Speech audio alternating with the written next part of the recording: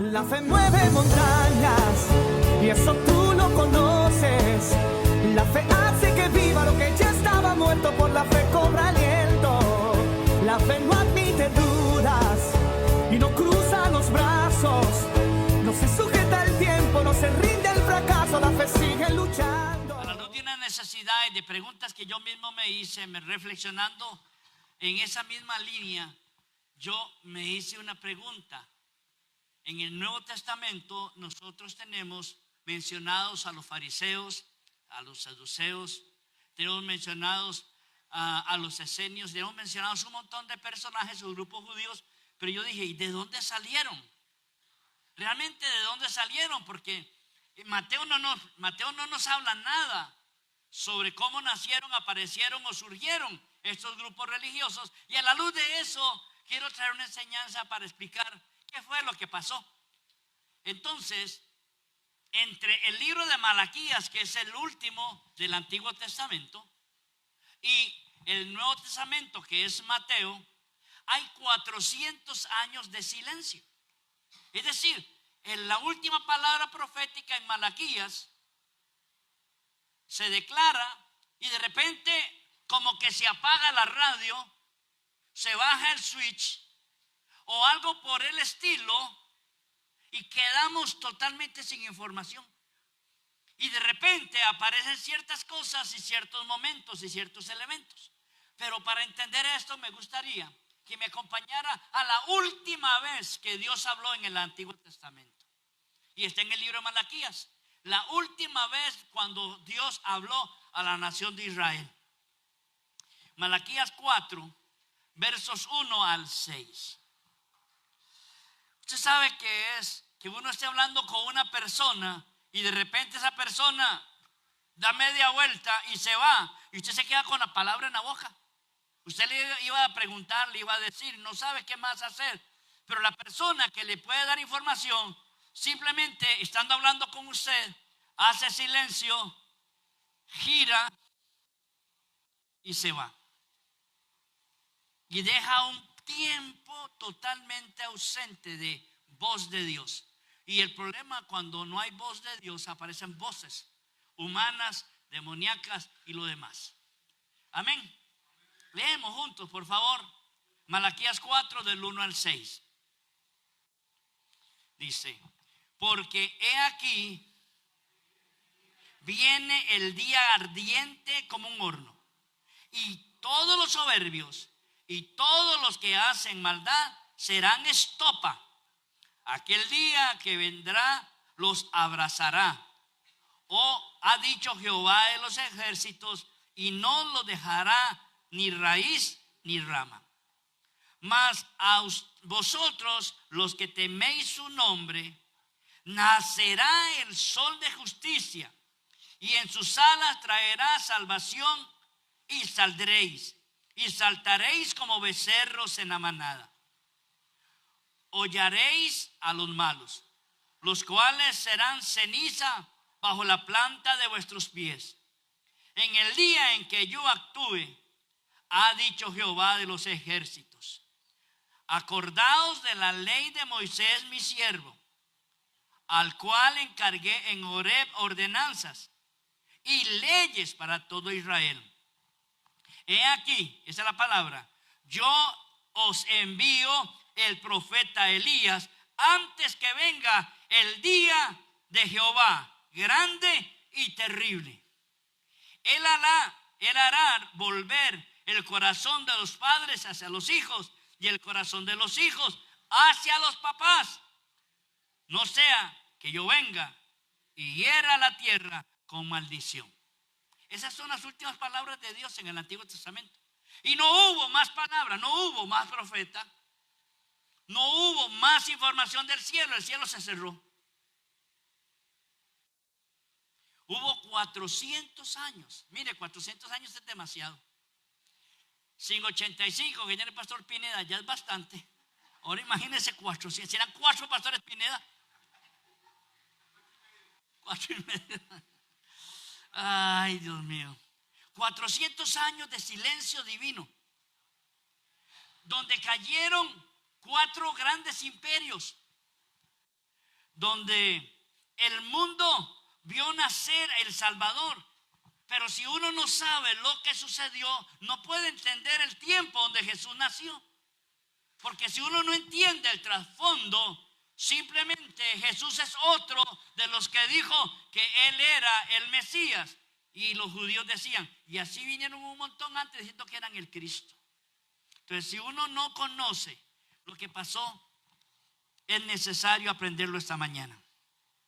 Estos 400 años, se les conoce así, 400 años de silencio.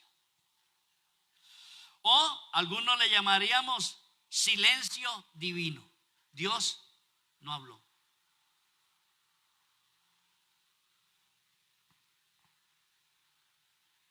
Fue una pausa larguísima.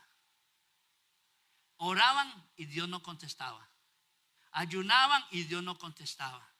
Suplicaban y brincaban y Dios no respondía. 400 años donde miraban el cielo y no veían bajar ninguna información. Se consultaba el Urim y el Tumim.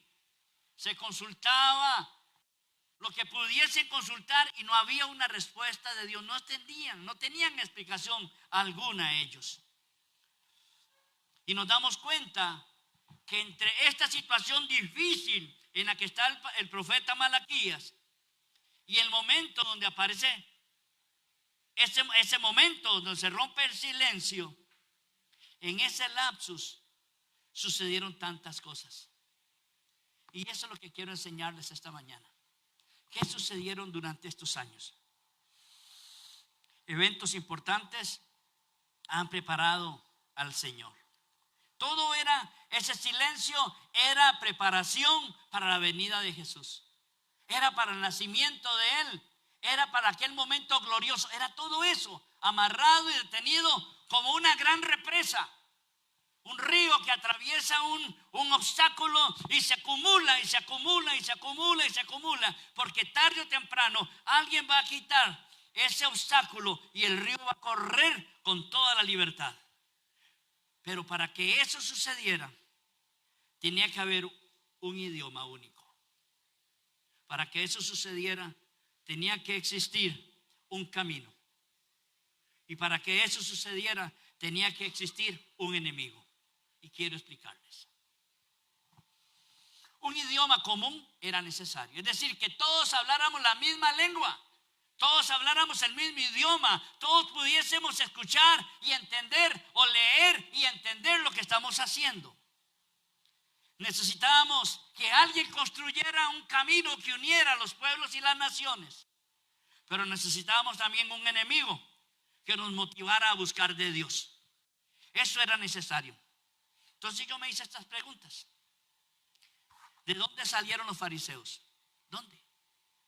¿En qué momento aparece un grupo religioso llamado fariseos? Que creían, los fariseos creían en la resurrección de los muertos y creían en ángeles.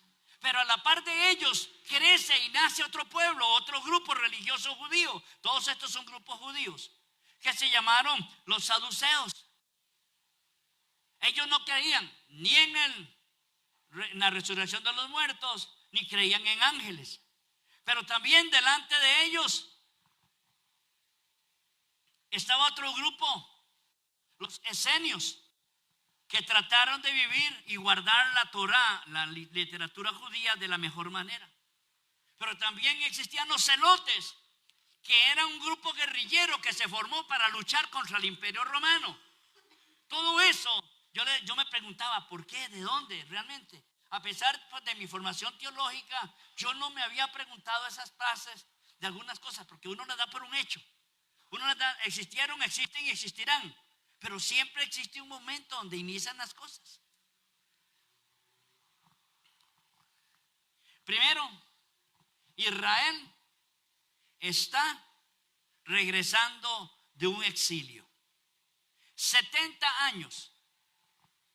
Una parte de Israel fue llevada cautiva a Babilonia. Y estuvieron 70 años allá en Babilonia hasta que dos reyes,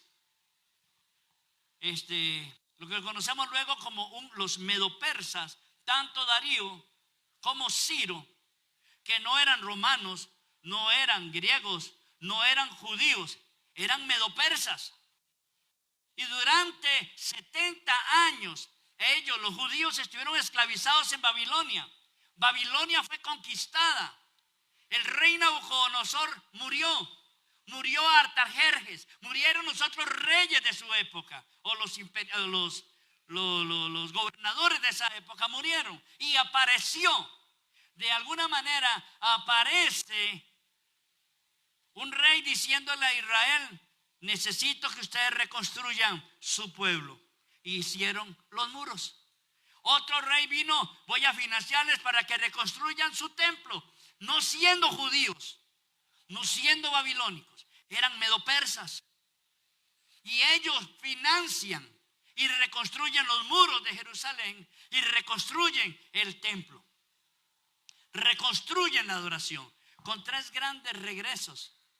Esdras, Nehemías y Zorobabel son 3 personajes que Dios utiliza para que vengan ellos realmente a tener la oportunidad de regresar a la nación de Israel teniendo algo. Pero ¿saben una cosa? Ahora tienen templo, muros, adoración, pero ya no son una nación. Son un pueblo esclavo que sigue dependiendo de otra. Era una provincia que a alguien le pertenecía. Así es como ellos están pasando desde Malaquías en el proceso. Ellos ven, pero esto que estoy mencionándoles antes de Malaquías, esto que les digo de la caída de su deportación durante 70 años y su regreso, después de eso es que viene Malaquías. Entonces, más o menos 300 años antes de que Cristo naciera, es que estoy hablándole de los medo-persas. Estos judíos poco a poco han regresado del exilio. Esta ayuda tanto de Ciro como de Darío para reconstruir sus necesidades, pero no tenían su reino. No podían nombrar rey, no podrían nombrar gobernador, no podrían hacer elecciones. Todo eso ellos se les impide porque pertenecen al gobierno medo-persa o al imperio medo-persa.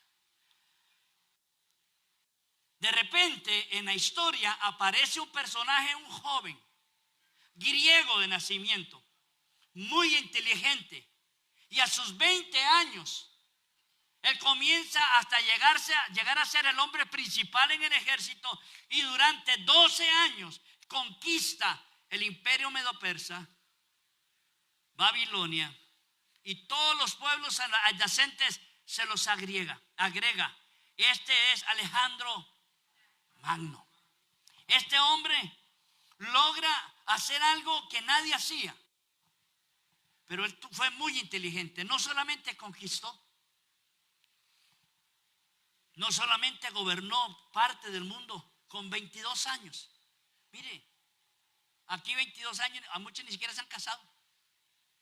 No sabemos, realmente hay 2 opciones de cómo murió a los 32 años. Por la malaria, dirían algunos, o porque fue envenenado. Pero él muere muy joven. Pero lo que él hizo, nadie podía evitar, porque todo lo que está sucediendo, a partir de ahora, el templo para que Israel tenga donde adorar, el muro para que sean protegidos. Pero de repente aparece este hombre, Alejandro, y hace algo extraordinario. Alejandro decide que todos los pueblos conquistados seguirán siendo pueblos conquistados bajo el imperio griego, pero tendrá que aprender el idioma griego.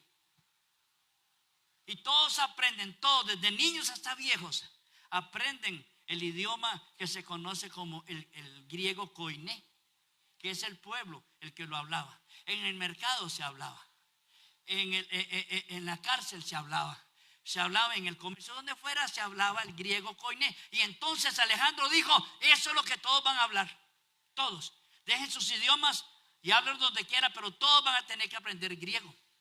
Y el griego se convirtió en la lengua del imperio. Interesantemente, el griego es el idioma que Dios usa luego para que se escriba el Nuevo Testamento y que todos lo leyeran y que todos hoy lo tengamos. Porque cuando el imperio inmensamente grande de Alejandro Magno, él tiene algo. Al poner el idioma, al poner el control de todos los pueblos conquistados, él estaba dejando una semilla, y esa semilla era la que iba a dar un día fruto para que naciera Jesús dentro de la nación de Israel como el Mesías esperado. El profeta Daniel hace referencia a este gobierno de Darío muchos años antes. Él habla de una estatua que tiene una cabeza, y esa cabeza representa a un pueblo, a un gobernador. Pero hay una parte que ellos hablan de la cintura donde dice que hay un reino, y ese reino se va a dividir, y ese reino dividido se cumple también con Alejandro Magno. Cuando Alejandro conquista, llega hasta los últimos bordes de su conquista, que eran todos los pueblos circunvecinos. Él tenía que establecerle gobernadores y líderes, y así lo hizo. Después de que termina esta conquista para Grecia de Alejandro el Grande, uno tiene que darse cuenta que si uno viene la historia de encima y ve todo lo que está pasando, uno entendería todo el panorama. Pero uno en la historia no es el que ve desde arriba, es el que ve desde abajo, el que está pidiendo una señal, el que está pidiendo una libertad, el que está pidiendo una ayuda. Y no haber libertad ni ayuda a ningún lado, uno se desespera. Y usted dice: ¿qué será? Yo tanto que oro, tanto que pido, tanto que ayuno, tanto que ofrendo, tanto, y no recibo lo que estoy pidiendo. Porque usted y yo conocemos solamente el mosaico donde estamos parados. No conocemos el resto de la historia de que este elemento me va a servir para acá o para acá. Déjeme darle un par de ejemplos que nos ayudarán a entender. Muchas veces dice uno: Señor, ¿cómo es posible? Si mi bebé está enfermo, si lo que tiene son 2 añitos y ha estado en el hospital más días que en la casa. Y entonces uno como padre se desespera. Nuestro hijo Andrés a los 2 años le dio bronconeumonía, y uno oraba, nada, más tos, y nos mandaron al hospital. Y en el hospital nos dijeron: mire, él tiene un problema en los bronquios, pero es muy fácil quitárselo. Coja Cepol, sumérjalo en un recipiente con agua, póngalo en el fuego, acérquele la carita al vaho que sale de esa olla con un trapito encima. Lo hicimos porque el doctor del hospital de niños nos dijo que hiciéramos eso. Pero él se complicó. Se le secaron los bronquios, se le secó todo su pechito. No podía orinar, no podía orinar ni nada, porque no tenía líquidos internos. Comenzó a secársele toda la gargantita. Y uno dice: ¿cómo un médico me va a decir que haga esa estupidez? Y más estúpido fui yo porque la hice. Entonces salimos corriendo para el hospital, ya no en México, no el de niños, no, a la clínica bíblica. Y le explicamos lo que nos dijeron que hicieran y casi nos pegan.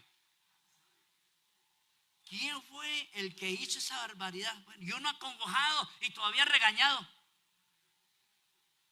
Y entonces dijo el doctor: no, métalo en un cuarto cerrado al niño, que él no va a salir de ahí en 2 meses.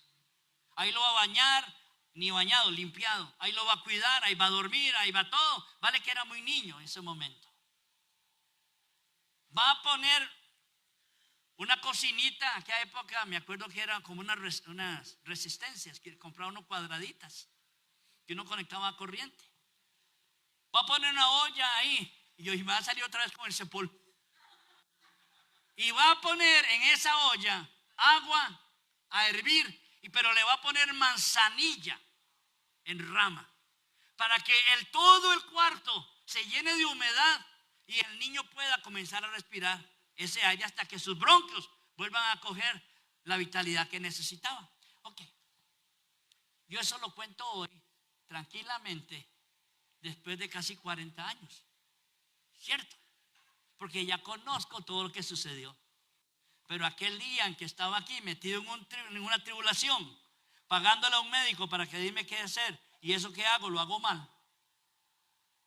Pero me doy cuenta que ocurren tantas cosas en el transcurso de nuestras vidas, que han habido silencios de tiempos de Dios para que yo logre entender lo que está pasando hoy.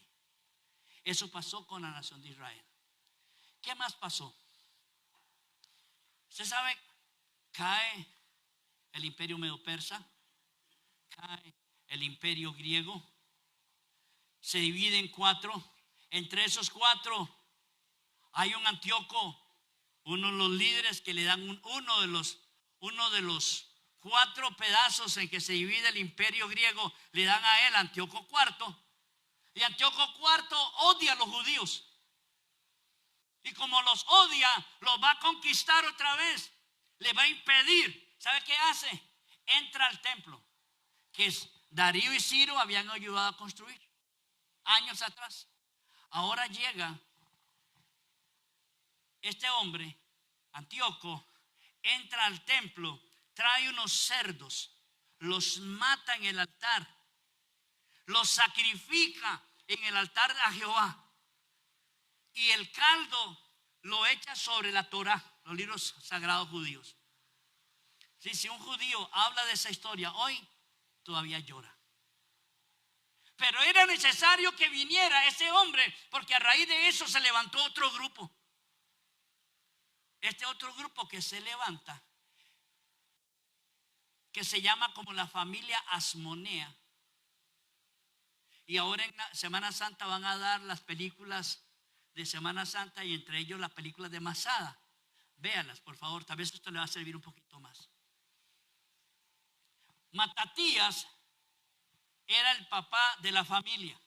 Llegaron soldados guiados de la mano de Antíoco para exigirles. No les permitían tener la ley, no les permitían circuncidarse, no les permitían hacer sus celebraciones en el templo. Quien tuviera la Torá lo mataban. Quien hacía actividades religiosas los encarcelaban. Hasta que este hombre, Matatías, juntó a sus 5 hijos, y entre ellos venía uno que se llamaba Judas. Este es lo que conocemos luego como los macabeos.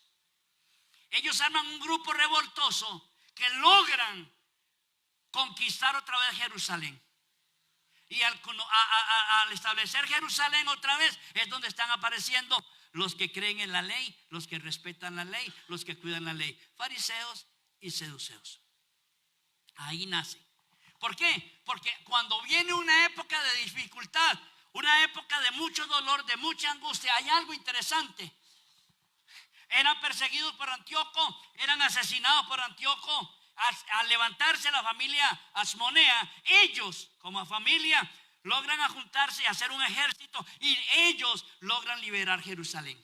Conquistan Jerusalén y viven en Jerusalén por un montón de años. Cuando yo veo esto, yo sé que Dios está haciendo algo, aunque Israel hasta ese momento tiene o comienza a tener un poquito de libertad. Pero la cosa no termina ahí. Ese gobierno griego finaliza. ¿Por qué? Porque otro más grande se levanta y lo conquista, que son los romanos. Entonces, regreso. Les decía al principio que necesitaban un idioma. Se lo dio Grecia a través de Alejandro. Le dijo: todos van a hablar el idioma koiné. Necesitaban una inspiración porque eran esclavos. De repente se levanta la familia Asmonea y conquista, pero siguen teniendo problemas. Y entonces se levanta un nuevo imperio, que es el imperio romano. El imperio romano comienza a conquistar todo lo conquistado antes por Grecia. Cogen a los griegos ahora y los ponen como esclavos de los romanos. Los romanos no hablan un segundo idioma. Los romanos no tienen una experiencia de formación académica. No tienen como los griegos, que tenían sus filósofos, que tenían sus grandes pensadores, que tenían sus grandes educadores. Entonces, ¿qué se encontraron? Gente que tenía grados de medicina, o eran profesores, o eran grandes hombres con grandes conocimientos. Ellos han sido conquistados. Los griegos, al caer, conquistan Roma y ellos se convierten en esclavos. Entonces, vea qué interesante.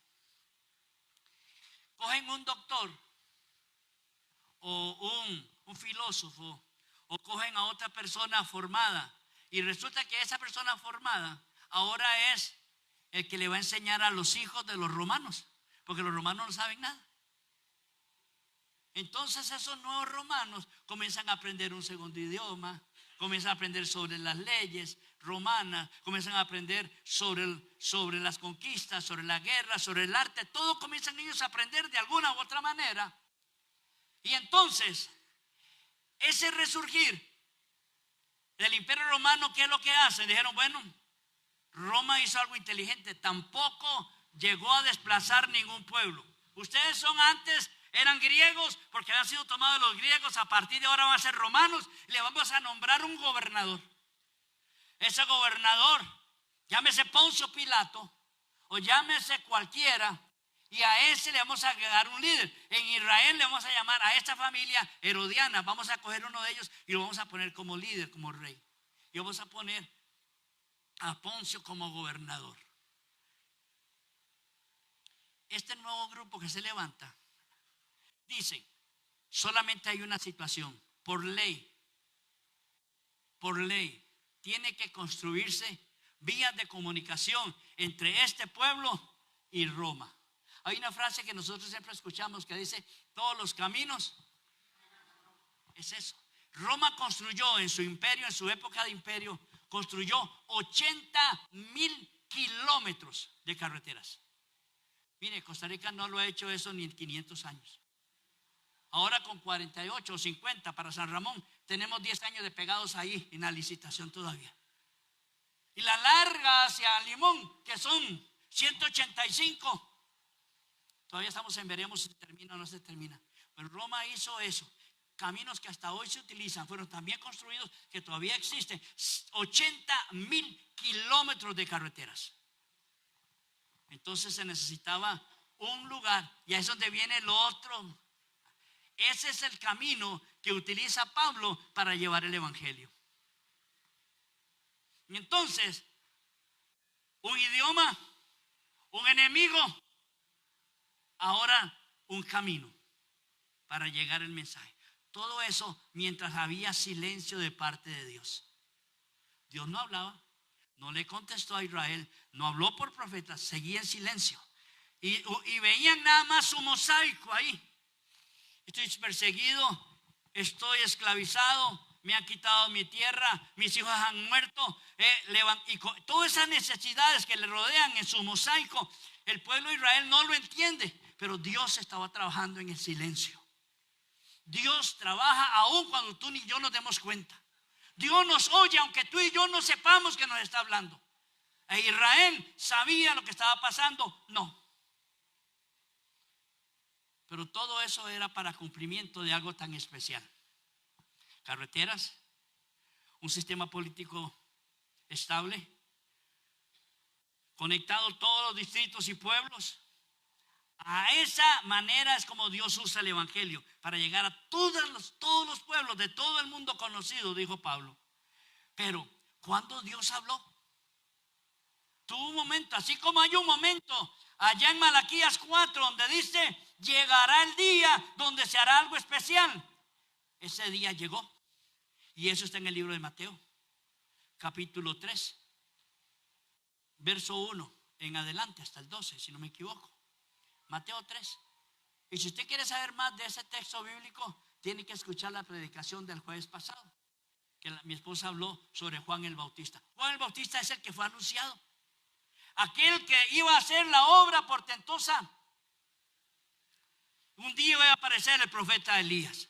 Ese Elías es Juan el Bautista. Mateo dice así: en aquellos días vino Juan el Bautista predicando en el desierto de Judea. O sea, yo les mencioné un cuarto grupo, que eran los esenios. Los esenios era un grupo religioso que se metió en el desierto para aprender en el desierto su santidad, mantener su religión judía ortodoxa allá en el desierto. De ahí era Juan, era un esenio. Estos esenios, pensando que iban a ser conquistados, Dejaron todas las escrituras que tenían, el libro de Daniel, los profetas, el Pentateuco, todo lo que tenían como libros sagrados, los escondieron en unas ánforas gigantes. Subieron una montaña y allá se quedaron, en la montaña de Masada. Pero eso fue en el siglo I. Pero en 1947, un pastor beduino andaba cazando pájaros en una montaña. Y en el valle de Qumran, él agarró una piedra y la lanzó. Pux. Había un ave, pero de repente cuando estaba con su arma lista para lanzarla, se le desapareció. Ahí la tenía y de repente se desaparece. Él se queda inquieto, dice la historia de los rollos del Mar Muerto. Que él sube a la montaña que es llena de piedras para ver qué fue lo que pasó con el ave que se desapareció. Y cuando se da cuenta es que ahí el ave no desaparece, sino que se mete en una cueva. Él se mete a la cueva y encuentra los libros sagrados. Él los agarra y los lleva a vender. La gente piensa que son falsidades o falsificaciones.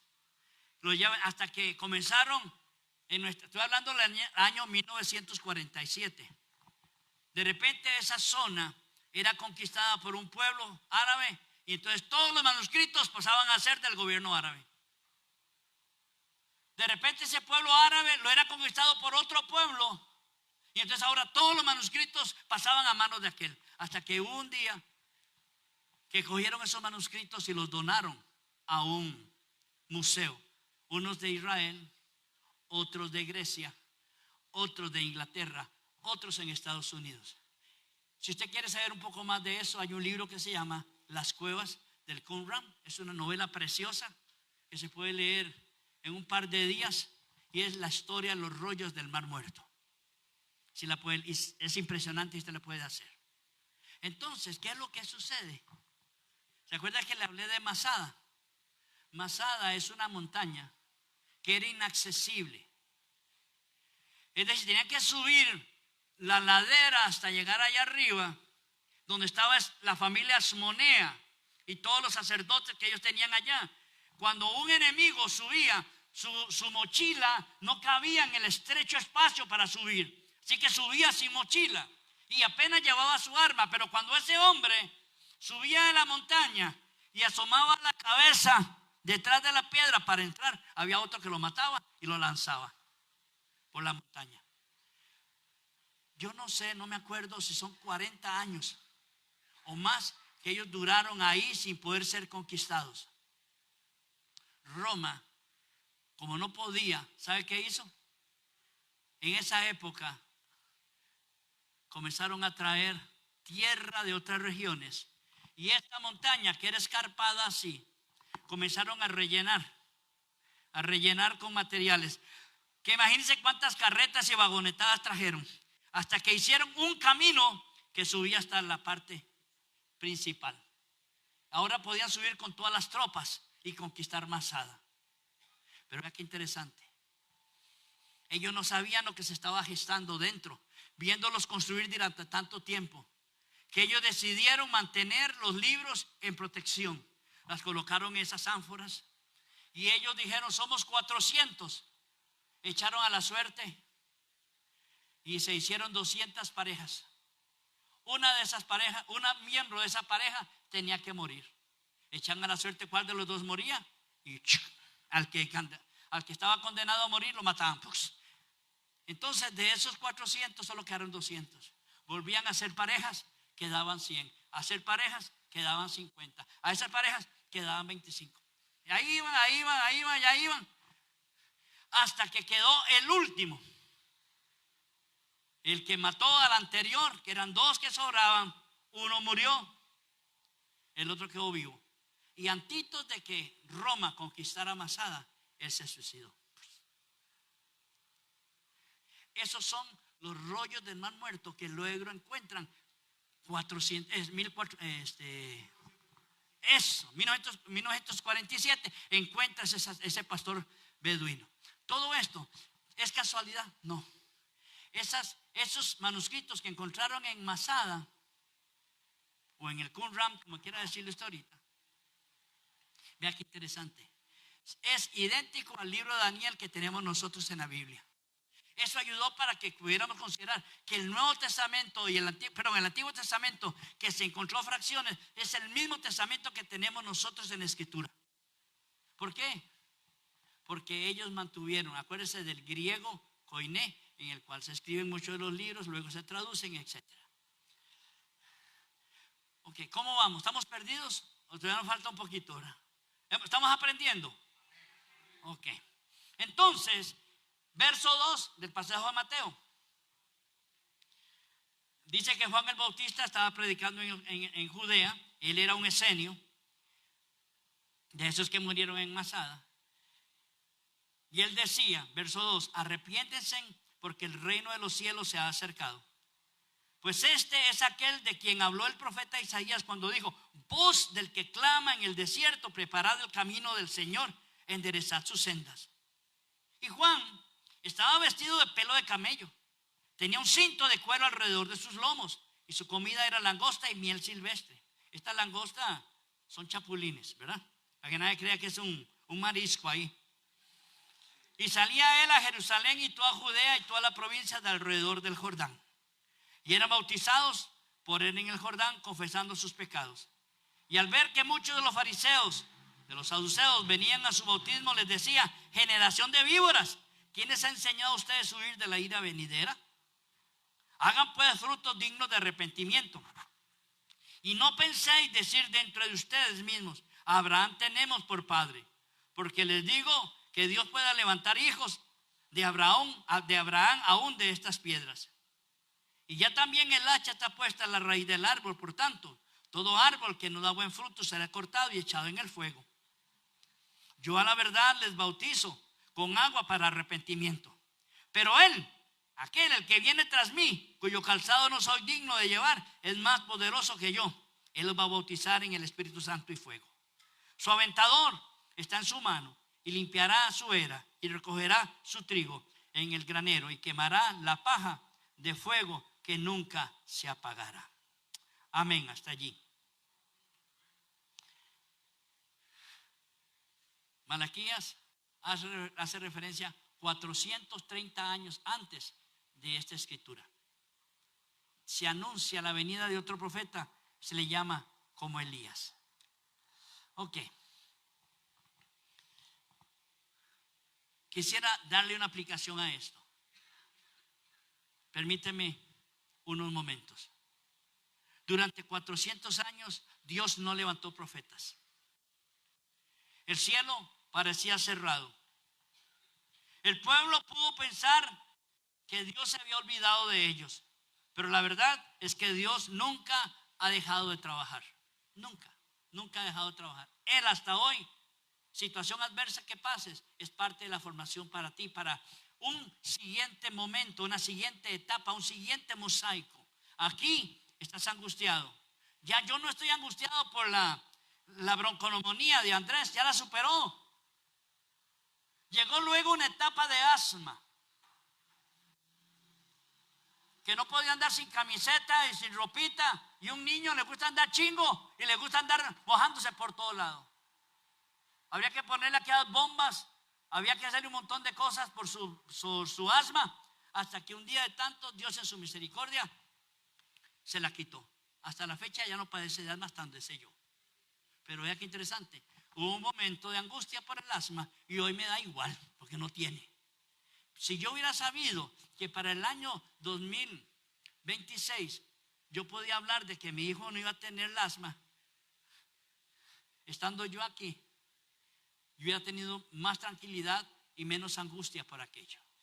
Deja así, lo que quiero decirte es que hoy no te ofusques y no te afanes. Gracias. No te afanes, porque Dios está trabajando en silencio en medio de tu vida. No importa lo que esté pasando.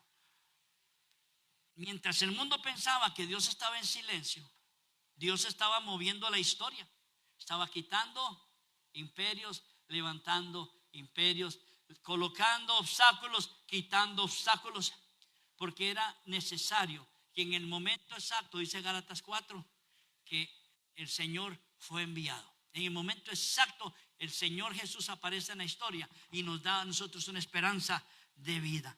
Dios destruyendo y quitando imperios, preparando caminos, ordenando cada detalle para el momento exacto en que Jesús tenía que venir al mundo. Hay momentos en la vida cuando oramos y parece que el cielo está cerrado. Yo no sé usted, si usted tiene una llave que abre el cielo mañana, tarde y noche.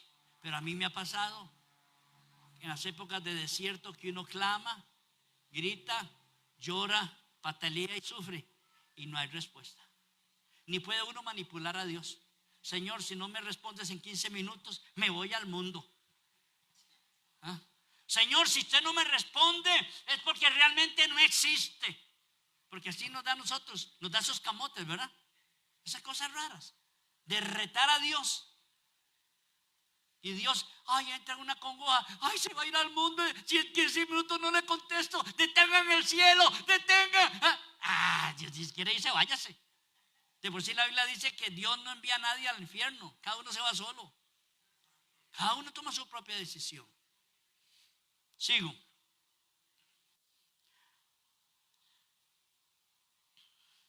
El mismo Dios que trabajó durante 4 siglos sin que nadie lo percibiera, es que nadie, Carlos Magno no dijo, estoy haciendo la voluntad del Dios del cielo.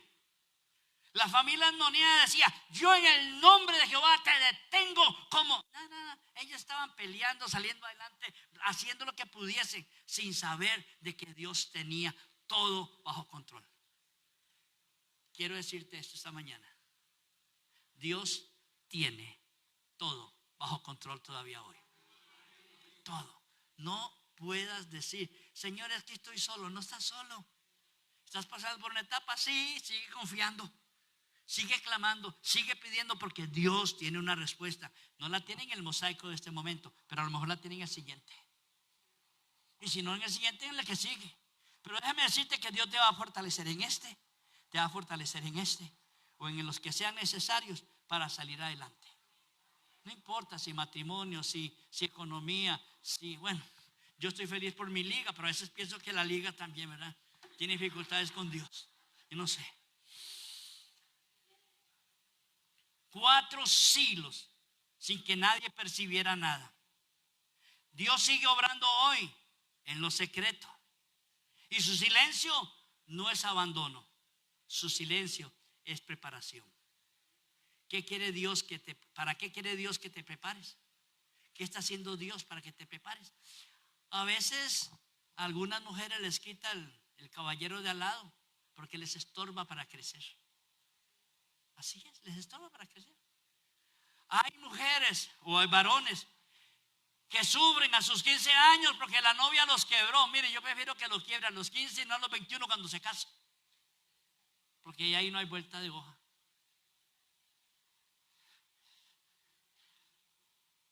Esa semana hubo algo interesante en Guanacaste.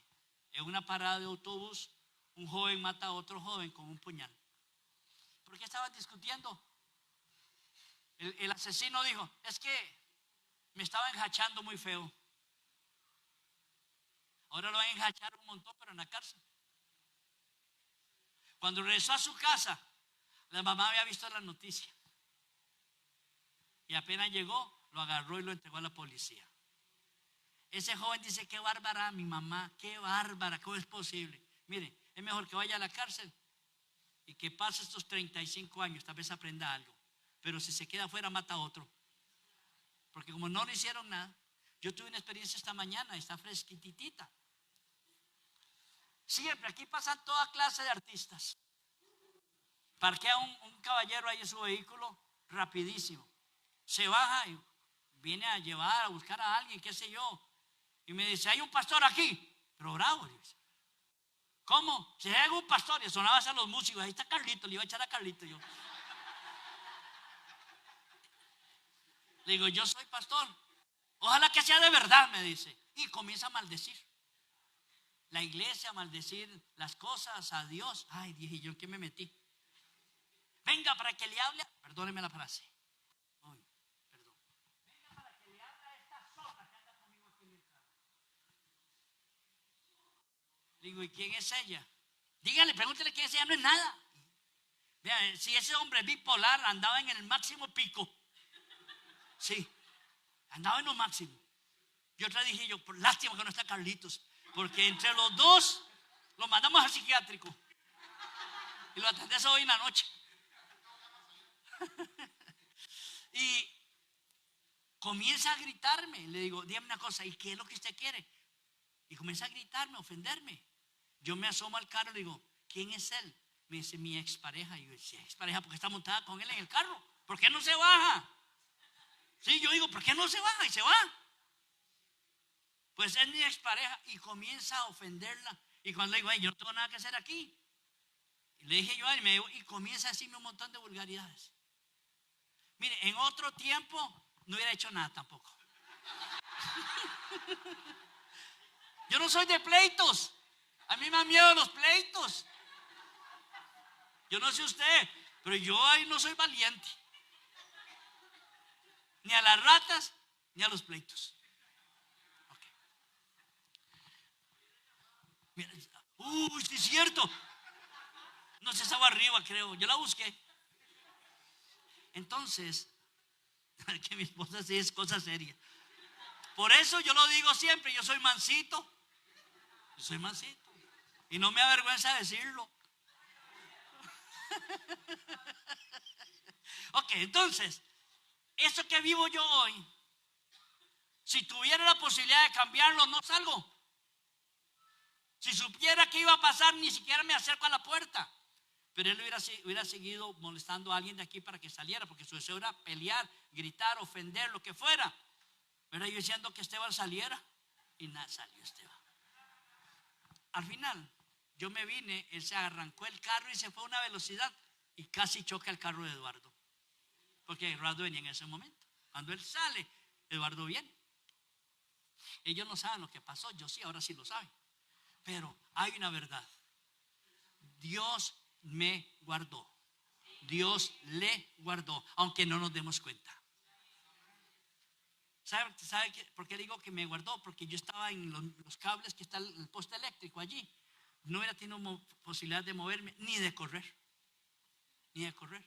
Porque yo fui a hablar con la muchacha por la ventana y cuando me vuelvo están todos los cables aquí del poste. No tengo de moverme. Tengo que hacer así como MacGyver y hacerme para afuera para poder estar de frente. Entonces yo no estoy haciendo nada aquí, yo me vengo. Ok, Dios tiene control, aún de cualquier situación. Ese muchacho de Guanacaste, su mamá lo tiene en la cárcel. ¿Es cierto o no? No, él está en la cárcel. La mamá simplemente dijo, aquí está. Aquí está. Entonces, ok.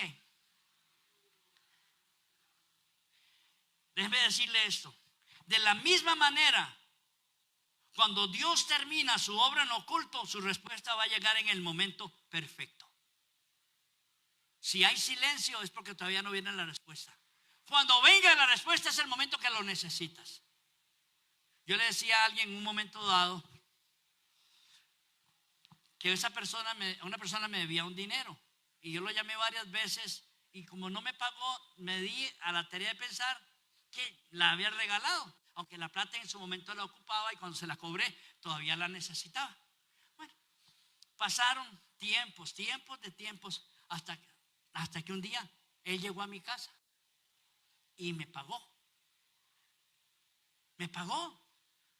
Y yo dije, Señor, qué interesante. En ese momento no la necesitaba. Al día siguiente sí, choqué el carro. Dios tenía ese dinero guardado para meses después, más de 2 años después, vino a pagarme y cuando me vino a pagar, yo tenía la urgencia del dinero. Eso puede suceder. Muchas veces Dios no te contesta ahorita, pero cuando te contesta es porque necesita ese momento para ti y Él nada más. ¿Quieres ponerte de pie? Yo quiero concluir.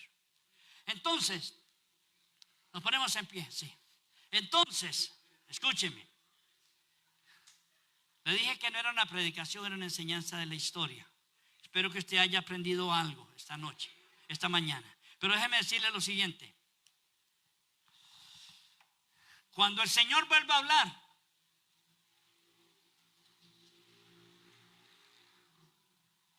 vamos a descubrir que cada momento de silencio formaba parte del plan de Dios. Cuando Dios vuelva a hablarnos. Si Dios parece estar en silencio en tu vida, recuerda eso. El mismo Dios que trabajó en silencio y por 4 siglos, Él sigue haciendo su trabajo hoy. El que trabajó 400 años para que naciera Jesús, ese era completo, era todo, para que viniera el Mesías, viniera la salvación, viniera tú y mi salvación. Era el momento preciso y el momento perfecto. No van a pasar 400 años más, no van a pasar. Pero sí, Dios está listo para hablar a tu vida. El cielo puede estar en silencio por tiempo, pero cuando Dios habla, cambia la historia. Lo repito. El cielo puede estar en silencio por un tiempo, pero cuando Dios habla, cambia la historia. Voy a orar por ti.